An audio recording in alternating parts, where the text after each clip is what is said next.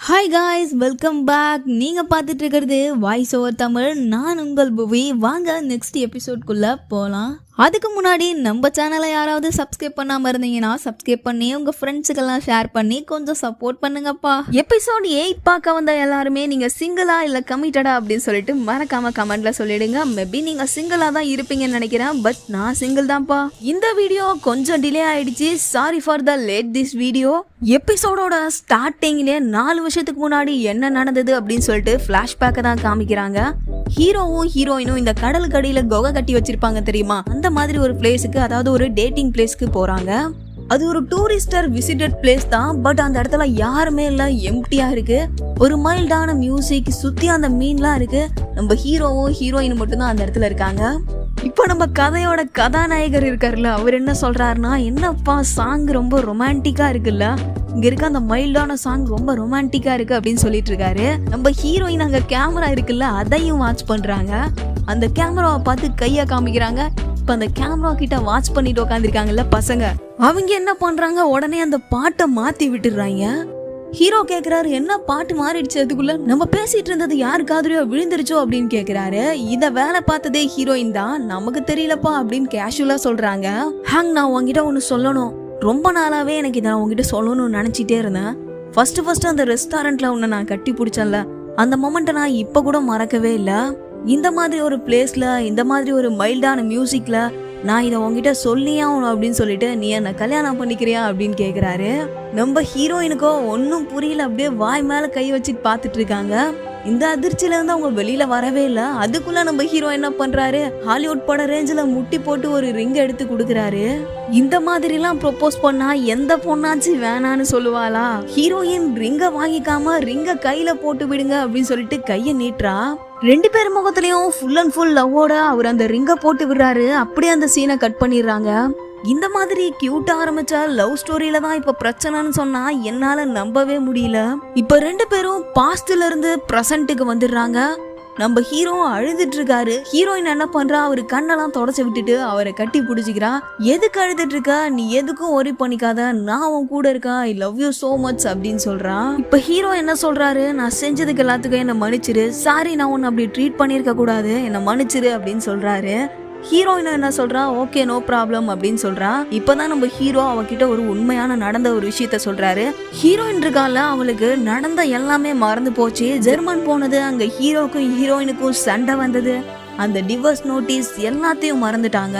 இப்பதான் ஹீரோ சொல்றாரு, நம்ம 2 பேரும் ஜெர்மன் போனோம், அங்க நான் வச்சிருந்த டிவோர்ஸ் நோட்டீஸா உங்க வீட்டுல இருந்து உனக்கு போட்டோ எடுத்து அனுப்புனாங்க, அதை பார்த்துட்டு நீ நானும் சண்டை போட்டுக்கிட்டோம். அதுக்கப்புறம் 2 பேரும் பிரிஞ்சு தனித்தனியா தான் ஜெர்மன்ல இருந்து இங்க வந்தோம் அப்படின்னு சொல்றாரு.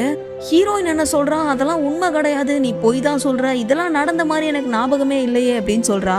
நல்லா யோசிச்சு பாரு, நான் உங்ககிட்ட எல்லாத்தையுமே சொல்லிட்டேன், நீ மறந்துட்ட எல்லாத்தையும் அப்படின்னு சொல்லும் போதுதான் இப்போ ஹீரோயின் யோசிச்சு பாக்குறா, அதெல்லாம் கிடையாது, எனக்கு எதுவும் ஞாபகம் இல்லை அப்படின்னு சொல்லிட்டு யோசிச்சுக்கிட்டே கீழே பாக்குறா. அந்த மழை துளி கொட்டுது இல்லையா, அதை பார்த்த உடனே தான் அவளுக்கு பழைய நினைவுகள்லாம் ரீகால் ஆகுது. அந்த மெமரிஸ்ல அவர் என்ன சொல்லியிருக்காருன்னா, உன் கூட வாழ்றதுக்கு எனக்கு பிடிக்கல, தயவு செஞ்சு என்னை விட்டுரு, இந்த 3 மாசம் உனக்கு உடம்பு சரியில்லைன்னு சொன்னத ஒரே காரணத்தினால தான் நான் இது வரைக்கும் உனக்கு டிவோர்ஸ் கொடுக்காம இருந்தேன். இப்போ உனக்கு உடம்பு சரியாயிருச்சு அப்படின்னு சொன்னதும் ஒரு பக்கம் சந்தோஷமா இருக்கு, இன்னொரு பக்கம் உன் கூட சேர்ந்து வாழ எனக்கு பிடிக்கல அப்படின்னு சொல்றாரு. இது அவளுக்கு ரிமெம்பர் ஆன உடனே என்ன பண்றான், அந்த கொடைக்குள்ள இருந்து வெளியில போறான். தயவு செஞ்சு என்னோட பழைய நினைவுகளை எனக்கு ஞாபகப்படுத்தாத, ஏற்கனவே நான் ரொம்ப நொந்து போயிருக்கேன் உடல் அளவுல, நீ மனசளவுல என்னை இன்னும் காயப்படுத்தாத அப்படின்னு சொல்றா. ஹீரோவும் என்ன சொல்றாரு, நான் உன்னை கஷ்டப்படுத்துறதுக்காக சொல்லல, நான் ஜஸ்ட் ரிமெம்பர் பண்ண அவ்வளோதான் அப்படின்னு சொல்றாரு. போது நிறுத்து, நீ எதுவுமே பேச தேவையில்ல, எதுக்காக என்ன கல்யாணம் பண்ணிக்கிட்ட, டிவோர்ஸ் பண்றதுக்கு தானா? எந்த பிரச்சனை வந்தாலும் 2 பேரும் சேர்ந்து வாழ்றதுக்கு தான் ஒரு கல்யாணமே, நீ அதையே கொச்சப்படுத்திட்ட, அதனால உன் கூட சேர்ந்து எனக்கு வாழ விருப்பம் இல்லை, எனக்கு டைவர்ஸ் கொடு அப்படின்னு சொல்லிட்டு ஹீரோயினே அவ வாயால கேக்குறா. இப்போ ஹீரோவும் நடந்த எல்லாத்தையும் அவர் ஃப்ரெண்டு கிட்ட சொல்லிக்கிட்டே வராரு. இப்ப கதையிலே இல்லாத புதுசா ஒருத்தவன் என்ட்ரி கொடுக்குறான். இவனை பார்த்துக்கிட்டே இவங்க 2 பேரும் நிக்கிறாங்க. இப்ப லிஃப்ட்ல இருந்து நம்ம ஹீரோயின் வெளியில வரா. ஹீரோயின் கிட்ட இருக்க பேகை வாங்கிக்கிட்டு ஹீரோயின் பின்னாடி அவன் நடந்து போறான். இத பார்த்த ஹீரோ ஃப்ரெண்டு என்ன சொல்றாரு, அவ உனக்கு கண்டிப்பா டிவோர்ஸ் கொடுத்துருவான், ஏன்னா இப்படி ஒருத்தவன் பக்கத்துல இருக்கும் போது உன்னை வச்சுக்கிட்டு அவன் என்ன பண்ண போறா அப்படின்னு சொல்றாரு. இப்ப கூட இருக்கானே இவன் என்ன பண்றான், அவனை பத்தி வேற லெவல்ல பில்டப் பண்ணி பேசுறான். மாஃபியால அவன் பெரிய ஆளாம், யாராவது ஏதாவது தப்பு பண்ணாங்கன்னா உடனே கன் எடுத்து அவங்க நெத்திலே வச்சு போட்டுருவானா. அதே மாதிரி கண்டிப்பா நீ பண்ண தப்புக்கு உன்னையும் சுடதான் போறான் அப்படின்னு சொல்றாரு. என்னது என்ன வந்து சுற்றுவானா அப்படின்னு சொல்லிட்டு யோசிச்சு பாக்குறாரு. அந்த யோசனையில ஹீரோவோட தலையில அவன் கன்னை வச்சு ஃபயர் பண்றதுக்கு ரெடியா இருக்கான். ஹீரோயின் அவருக்கு முன்னாடி உக்காந்துருக்கா. இப்படி ஒரு அழகான பொண்ணை எப்படிடா அவனுக்கு டிவோர்ஸ் பண்ண மனசு வந்துச்சு அப்படின்னு சொல்லிட்டு அந்த புதுசா வந்தான் இல்லையா ஒரு கேரக்டர், அவன் இவரோட தலையிலே கன்னை வச்சு சுடுறான். இதுதான் நடக்க போகுது, இதுதான் ஹீரோயினோட பிளான் அப்படின்னு சொல்றாரு. சரிவா உள்ள போலாம் அப்படின்னு நம்ம ஹீரோ கூப்பிடுறாரு. ஆனா இவன் என்ன சொல்றான், எனக்கு உயிர் பயம் இருக்குப்பா, நான் வரல, எனக்கு புள்ள குட்டிலாம் இருக்கு, பொண்டாட்டிலாம் இருக்கா, உனக்கும் என்ன குழந்தையும் இல்ல குட்டியும் இல்ல, நீ வேணா போ அப்படின்னு சொல்றாரு. நம்ம ஹீரோவோ வேகமா நடந்து ஆபீஸ்க்குள்ள போறாரு. இப்பதான் இந்த 4 பேரும் ஒன்னா உட்காந்து பேசிட்டு இருக்காங்க. எதுக்காக இவன் வந்திருக்கான் அப்படின்னா ஹீரோக்கும் ஹீரோயினுக்கும் டிவோர்ஸ் வாங்கி கொடுக்கறதுக்காக தான் வந்திருக்கான். மேபி இவன் ஒரு லாயரா இருப்பான் அப்படின்னு நினைக்கிறேன்.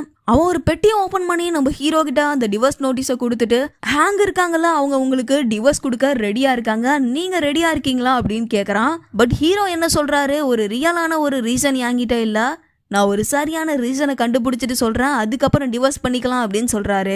பட் ஹீரோயின் அவர்கிட்ட இருந்து இந்த மாதிரி ஒரு ஆன்சரை அவ எதிர்பார்த்திருக்கவே மாட்டா. இப்ப கண்டிப்பா அவருக்கும் நமக்கும் டிவோர்ஸ் தான் நடக்க போகுது அப்படின்ற ஒரு சோகத்துல கார்ல வந்துகிட்டே இருக்கா. இப்படி வந்துட்டே இருக்கும் போது பக்கத்துல ட்ரெயின் போறத பாக்குறா. இத பார்த்த உடனே இவங்க ஆல்ரெடி ட்ரெயின்ல ஒன்னா போயிருப்பாங்கல்ல, அந்த நினைவுகள்லாம் இவளுக்கு வருது. இப்ப அப்படியே பிளாஷ்பேக்குள்ள போயிடுறாங்க. ஹீரோவும் ஹீரோயினும் அந்த ட்ரெயின்ல போயிட்டு இருக்காங்க. இப்ப எந்த ட்ரெயினை பாக்குறாங்களோ அந்த ட்ரெயின்ல போயிட்டு இருக்காங்க. ஹீரோயின் என்ன கேக்குறா, ஒரு காரோ இல்ல ஒரு டாக்ஸியோ ஏதோ புக் பண்ணி அதுல போயிருக்கலாம்ல, எதுக்காக ட்ரெயின்ல போறோம் அப்படின்னு கேக்குறா. அது உனக்கு புரியாது, இந்த மெமரிஸ் வேற லெவல்ல இருக்கும். ட்ரெயின்ல நின்னுட்டு போகும்போது அந்த பாலத்து மேல போகும்போது அந்த சன்செட் நம்ம மேல அடிக்கும் பாரு, அந்த ஃபீலிங்ஸே வேற லெவல்ல இருக்கும் அப்படின்னு சொல்லிட்டு நம்ம ஹீரோயினோட கண்ணை மூடுறாரு. இப்போ அப்படியே கண்ணை திறந்ததும் அந்த சன்செட்லாம் வந்து கண்ணில் அடிக்குது, அந்த சூரிய ஒளிலாம் வந்து அடிக்குது. இதை பார்த்து ஹீரோயின் அப்படியே மயங்கி போறா. இப்போ ஹீரோ என்ன சொல்றாரு, இந்த மாதிரி ஒரு இடத்த உனக்கு காமிக்கிறதுக்காக தான் கூட்டு வந்தேன், இங்கே தான் நம்ம இருக்கோம், ஆனால் இந்த அழகை ரசிக்காமலே இருக்கோம் அப்படின்றாரு.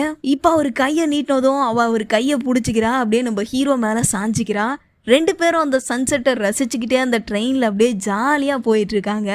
பட் இப்ப கரண்ட்ல ஹீரோயின் தனியா கார்ல போயிட்டு இருக்கா. இவங்க 2 பேரும் ஒன்னா சேர்ந்து போன அந்த ட்ரெயின் ஆப்போசிட்ல போயிட்டு இருக்கு. இதெல்லாம் பார்த்து அப்படியே ஹீரோயின் ஃபீல் பண்ணிக்கிட்டே எந்த இடத்துக்கு வரா அப்படின்னு பாத்தீங்கன்னா, ஹீரோ ஒரு இடத்துல போயிட்டு பேட்டை வச்சு விளையாடிட்டு இருப்பாரு, அந்த பிளேஸுக்கு வந்துடுறா. அந்த பிளேஸ்க்கு வந்து ஹீரோ எப்படி அந்த பேட்டை பிடிச்சி விளையாடிட்டு இருந்தாரோ அதே மாதிரி இவளும் பேட்டை பிடிச்சி விளையாடுறா. பட் வந்து அந்த ஹீல்ஸ் ரொம்பவே டிஸ்டர்பன்ஸா இருக்கு. உடனே அந்த ஹீல்ஸை கழட்டி ஓரம் போட்டுட்டு திரும்ப விளையாடுறா. இப்படி விளையாடி முடிச்சுட்டு ஹீரோ எப்பவும் போயிட்டு ஒரு ஹோட்டல்ல சாப்பிடுவார்ல, அந்த ஹோட்டலுக்கு ஹீரோயின் போறா. பட் எதர்ச்சியா ஹீரோவும் அவருடைய ஃப்ரெண்டோட அந்த ஹோட்டலுக்கு வந்து உட்காந்துடுறாரு. ஹீரோவோட பேக் டேபிள்ல நம்ம ஹீரோயின் உட்காந்துருக்கா. அவர் வந்து உட்காரத பார்த்த உடனே இவளுக்கு பயமாயிருது. அவருக்கு தெரியாம ஒளிஞ்சு உட்காந்துக்கிறா. இப்படி உக்காந்துட்டு ஹீரோவும் அவருடைய ஃப்ரெண்டும் என்ன பேசுறாங்க அப்படின்ட்டு எல்லாத்தையும் கேட்டுட்டு இருக்கா. அவருடைய ஃப்ரெண்டு என்ன சொல்றாரு அப்படின்னா, ஏய் நீ நல்ல டிசிஷன் தான்ப்பா எடுத்திருக்கா, டிவோர்ஸ் பண்றது நல்லது தான், நீ டிவோர்ஸ் பண்ணிட்டேன்னா ஒன்றும் பிரச்சனை இல்லை, இந்த மாதிரி ஜாலியா எப்பவும் போல நம்ம ஹோட்டல்ல வந்து சாப்பிடலாம், எங்க வேணா போகலாம், சரக்கு அடிக்கலாம், ஜாலியா சுத்தலாம் அப்படின்றாரு. பட் ஹீரோ என்ன சொல்றாரு, எனக்கு அவளை டிவோர்ஸ் பண்றதுல விருப்பம் இல்லை, ஆனா ஒண்ணு அப்படின்ட்டு ஆரம்பிக்கிறாரு. இப்படியே இவங்க 2 பேரும் அந்த டேபிள்ல உட்காந்துட்டு இருக்காங்க. அப்படியே இந்த சீனை கட் பண்ணிடுறாங்க. காலையில ஒரு லாயர் அங்க வந்திருப்பா இல்லையா, இவ யார் அப்படின்னு பாத்தீங்கன்னா இவனும் ஒரு ஸ்பை தாங்க. இவனை யார் அனுப்பிச்சிருப்பாங்க அப்படின்னு பாத்தீங்கன்னா இந்த வில்லன் கிம்ஃபு இருக்கான்ல, அவன் தான் அனுப்பிச்சு வச்சிருக்கான். இவன் நைட்டுக்கு அவனுக்கு போன் பண்ணி இவளுக்கு பிரெயின் டூமர் இருக்கு, பிரெயின்ல கேன்சர் இருக்கு அப்படின்னு அவனுக்கு இன்ஃபார்ம் பண்றான். இப்போ வந்து அந்த கிம் இருக்கான்ல, அவன் பாஸ்ட்ல சின்ன வயசுல என்ன நடந்தது அப்படின்னு யோசிச்சு பாக்குறான். அதாவது ஹீரோயினா ஒரு நாய் துரத்திக்கிட்டே வருது, அவளும் ஓடி வந்துகிட்டே இருக்கா. ஒரு கட்டத்துக்கு மேல அவ கீழே விழுந்துடுறா, என்ன பண்றதுன்னு தெரியல. இப்பதான் கிம் ஒரு கையில கல் எடுத்துட்டு வந்து அந்த நாயை அடிக்கிறான். இப்ப நாயை அடிச்சதும் அந்த நாயோட ஓனர் இருப்பான்ல, அவன் வேகமா வந்து நம்ம கிம் அடிக்கிறான். என்னடா என் நாய் அப்படி அடிச்சு வச்சிருக்க, அது வாயெல்லாம் அப்படி காயமாயிடுச்சேன்னு சொல்லிட்டு அவனை அடிக்கிறான். இதை பார்த்த ஹீரோயின் என்ன சொல்றா, என்னது நாய் அடிச்சதுக்கு கோவப்படுறா, என்ன அந்த நாய் கடிக்க வந்தது அதனாலதான் நாங்க அடிச்சோம் அப்படின்றா. இப்ப ஹீரோயினோட ஃபேமிலில இருந்து எல்லாருமே வந்துடுறாங்க. என்னாச்சு, உனக்கு மேலெல்லாம் காயம் இருக்கு, எதுவும் ஆகல அப்படின்னு சொல்லிட்டு அவளை ஹாஸ்பிட்டலுக்கு கூட்டு போறதுக்காக கூட்டு போறாங்க. பட் இவன் இருக்கான்ல தனியா அப்படியே நின்னுட்டு இருக்கான். இப்ப ஹீரோயின் வந்து என்ன பண்றா, அவன் கால்ல காயம் இருக்குல்ல, அந்த காயத்துக்கு அவளுடைய பவுச்ல இருந்து ஒரு துணி எடுத்து அவனுடைய கால்ல கட்டி விடுறா. கட்டி விட்டுட்டு என்னை காப்பாத்துறதுக்கு ரொம்ப நன்றி அப்படின்னு சொல்லிட்டு போயிடுறா. பட் இவன் அந்த இடத்துலயே அப்படியே நின்றுட்டு இருக்கான். இப்ப கையில இருந்த கல்லை தூக்கி போட்டுட்டு சரி வீட்டுக்கு போலாம் அப்படின்னு நொண்டி நொண்டி நடந்து போகும்போது அந்த இடத்துல ஒரு செயின் கிடக்குது.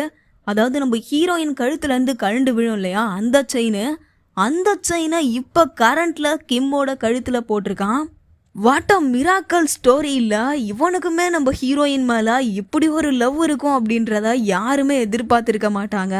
இவனுக்கு முழு நேரமா முழு வேலையா நம்ம ஹீரோயினை பத்தி என்னென்ன நடக்குது, அவளை சுத்தி என்னென்ன நடக்குது அப்படின்றத கலெக்ட் பண்றதே ஒரு வேலையா வச்சிருக்கான். இப்ப போன்ல பேசிக்கிட்டே அவன் வெளியில வரான். வெளியில வந்தா நம்ம ஹீரோயின் கார் டாக்ஸில வந்து இறங்கி உள்ள வரா.